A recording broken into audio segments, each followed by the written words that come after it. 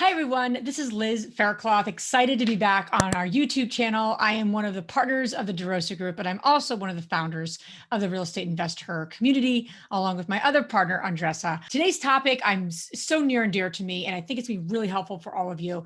It's how to set yourself up to win with others. I don't know about you, but my husband and I, as we've built our company, the 15 years we've been investing, we've realized a lot of the time you just can't invest by yourself. You can technically, you can get a lot further when you do it with others, but it's not always easy to do, right? Working with others, building a team, building partnerships, it can get complicated, it can get messy.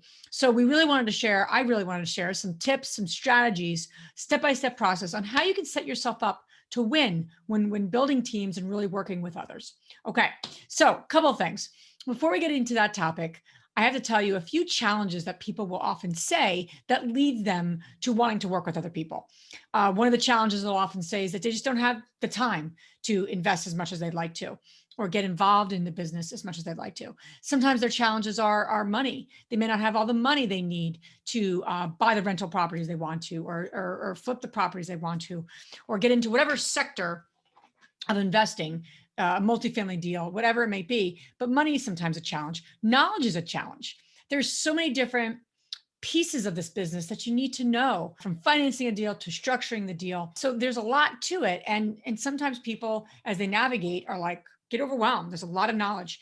And obviously confidence. Confidence can lack for people when moving into something new, something different. So these are the challenges that may lead you to saying, how do I set myself up to win with other people, whether it's a partnership, whether it's a team, whether it's a joint venture, what have you, okay? Step number one, before you start setting yourself up to win with others, you really need to get your own finances in place. Looking at the relationship with money, your income, your expenses, your spending and your money habits.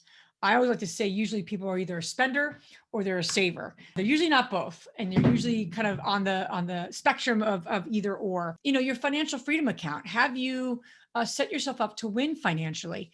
Have you started building relationships with lenders? Is that a strength that you bring to the table? What is your credit score? That becomes really important for someone to have really strong credit. So you become someone who, banks are comfortable to lend to. The key here, the bottom line, is that for you to set yourself up to win with other people, you really need to get your own house in order, if you will, your own finances in order, so that you're setting yourself up to win with other people. I'm going to give you an action step for every single one of these steps, because I'm a big fan of not just hearing something and learning something, but actually doing something with what you're learning. So the action step is look at the list and pick one of these items that you're going to work on. You're going to work on it within the next couple of weeks, whether it's really getting clear on what your income and expenses are, your spending habits. Have you built up some sort of financial freedom of fund account, if you will? And where are you in terms of your credit and building relationships with lenders? You can't expect to work really well with others if you're not clear on your own finances wherever you are, and get clear on that. Okay, so that's step number one. Step number two is to really take a personal inventory of what you bring to the table. How can you identify people you want to do business with, people you want to partner with, people you want to build a team around, if you haven't really looked inside to say, what do I bring to the table? So number one, often I'll say, as you think about your personal inventory, you look at what credit, your assets, your liabilities. What are you bringing to the table? Are you bringing assets? Are you bringing a lot of liabilities? Again, it's not to judge yourself. It's not to say what's right and wrong, but it's really helpful to know where are you and what you're bringing to the table. Next thing is your time. Often I'll hear people say, they have time or they have money. And sometimes they have both, sometimes they have neither. But, if you have time to bring to the table, experience, and it doesn't have to be real estate investing experience. It could be business experience, it could be financial experience, it could be marketing experience, it could be social media experience. There's so many different elements of experience that actually matters in this business, not just core investing experience. Okay.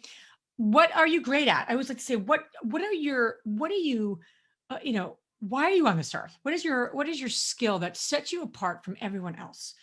Not like the 25 skills, but like your top 3 skills of like, what do you bring to this world that's absolutely amazing? Relationships. Do you bring that to the table? Some people are very bring a lot of, relationships to the table. Some people don't. That's okay. Where are you on that? And obviously your personality style. I'm a big proponent of getting clear on where you are from a personality perspective, knowing your strengths, knowing your kind of blind spots, and then moving forward with that. So I want you to, with this step, really write down what you bring to the table. So often people will judge themselves and compare themselves to other people. Well, I don't know this and I don't do that. I'm not sure about that. But often people don't realize what they really do bring to the table. And therefore, if you're going to actually surround yourself with great people and rock stars, you have to lead with that. People want to work with really great people. That's what most people want. So you got to really know what you bring to the table and own it and feel good and confident about it. I always like to say you have strengths and gaps, and they typically are in these three areas: skills, experience, your personality. You need to know where your strengths are in these three core areas, and you need to know where your gaps are, because not everyone is going to be technically skillful or people skillful or be a risk taker or be cautious. Some people are going to be very task oriented. Some people are going to be able to smooth over a project because they're very relationship driven. What is your experience? How does that play into your gaps and your strengths? So again, this is all part of that personal inventory. Step number 3 is all about identifying your money goals and your investing strategy.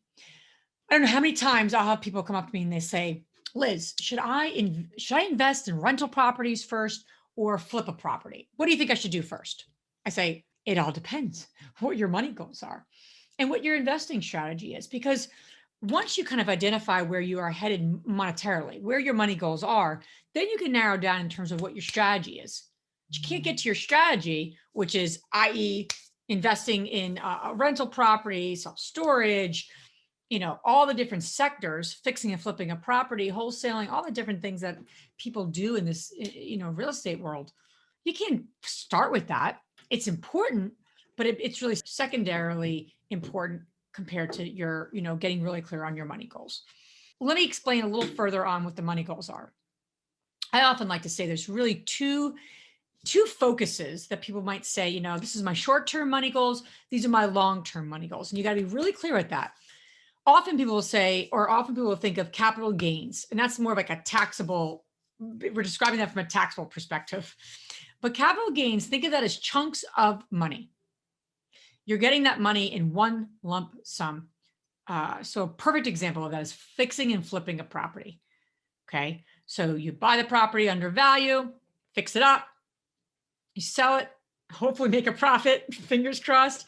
And that gain is a chunk of money. Now, obviously there's a taxable element to that, right? You have to talk to your accountant about that.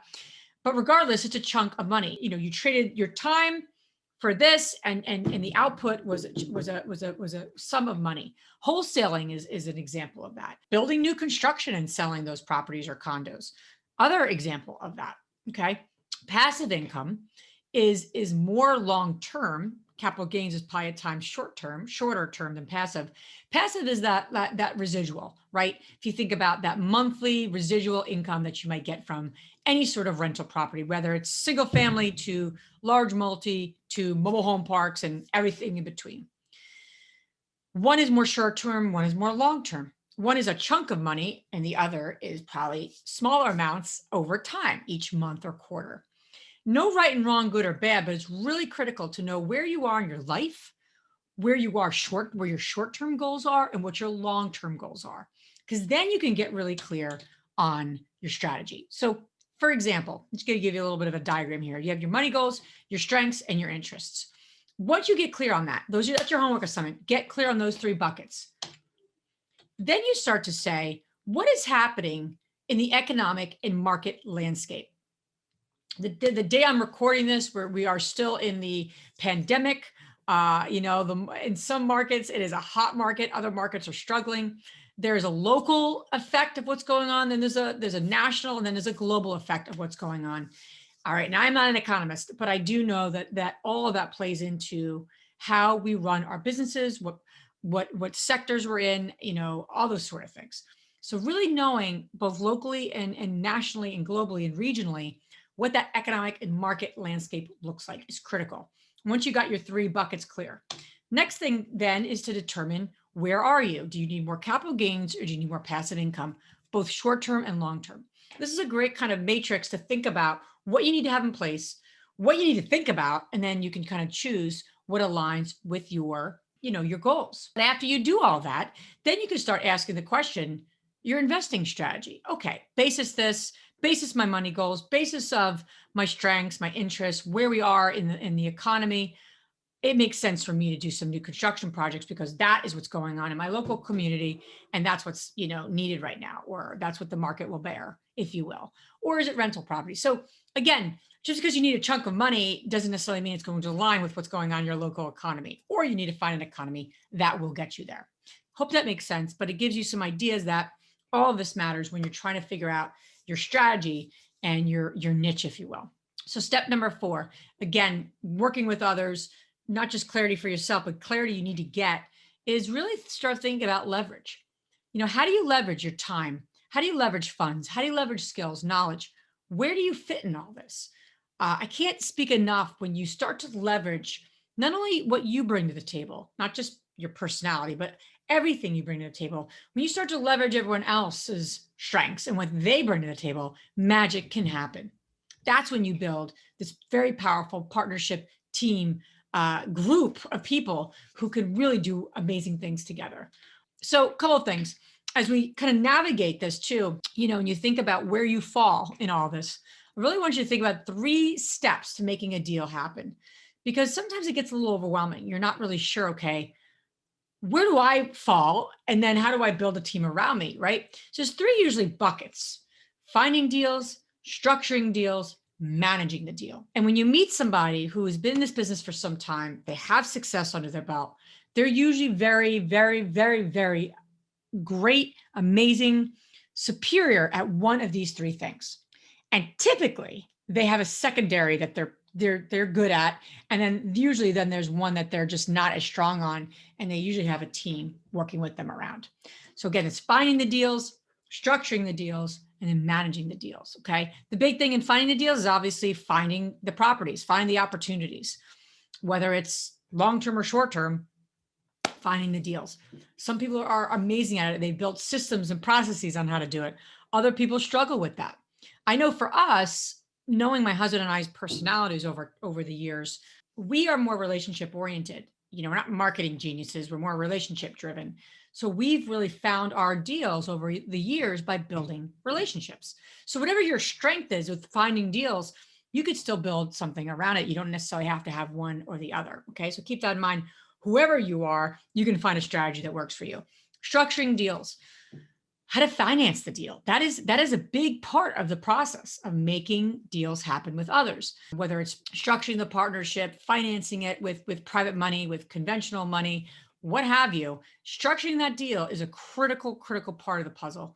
And then the last part, and probably the most important part, is, you can find it, you can buy it, but you gotta manage it well. You can make your money, you'll lose your money on how well you manage or the team manages. So again, managing the deals, managing the rehab, managing the tenants, managing the property manager, managing the numbers, managing the business plan. So if you can really reduce all real estate deals to these 3 buckets, you got to start to say, basis of everything I know about myself, where might I fall? And then how do I build that team around me? This is just a case study we did with a few of our partners a few years ago. It was 3 townhomes, new construction, purchased this shovel ready. It's about a 10-month process. Our profit was about 150, close to 145,000, and we had no money out of our pocket. Now, we did this. This was not our first deal, right? This was our many deal, if you will. So we had an experienced team with us that we kind of hit the ground in running. Not every deal that we did over the years was this. Okay, we had to make mistakes. We had to learn from them. This was something we did very laser focused with the right team, with the right people. A couple facts just to give you some ideas. It was a team effort in terms of the money, or the structuring the deal. Matt, my husband, brought that. Was the lead there. We got a conventional bank loan. We also got private capital through a private lender. Okay, this person lent us the money for the down payment, which is $290,000.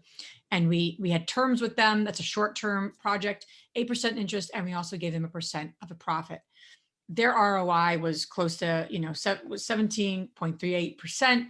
They made quite a nice profit, and this is all done through their self-directed IRA.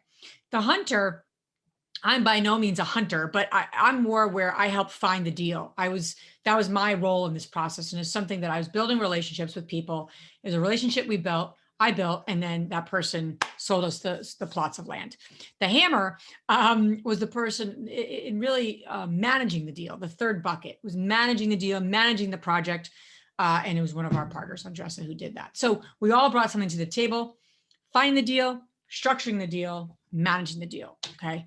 I hope that was helpful. I really want to leave you with a couple of things. The key to, being able to win with others is getting clarity of what you bring to the table, and then to start to say, okay, where do I fit in to where I want to go, my money goals? What's my investing strategy? Where do I fall into this puzzle? And who do I need to find, or how do I need to find them to fill in the gaps? That's really the bottom line here. And I hope you got some great takeaways here. Again, my name is Liz Faircloth. I'm one of the founders of the Derosa Group. And thank you for being part of our YouTube channel. I'm also a co-founder of the Real Estate Investor. For all the women watching and for all the men watching, please share this with the women in your life. We have a really growing community of women where our mission is to empower women to live a financially free and balanced life. You can check us out at www.therealestateinvesther.com. We have a podcast, we have meetups, we got a Facebook community, we have a book we came out with, The Only Woman in the Room. It's a great holiday gift to give to all the women in your life, and to really just promote that camaraderie in that community. So that's what I'm up to. Thank you for watching. Thank you for being part of our YouTube channel. And I hope this was helpful. And please share in the comments how this was helpful in your own business. Thanks again.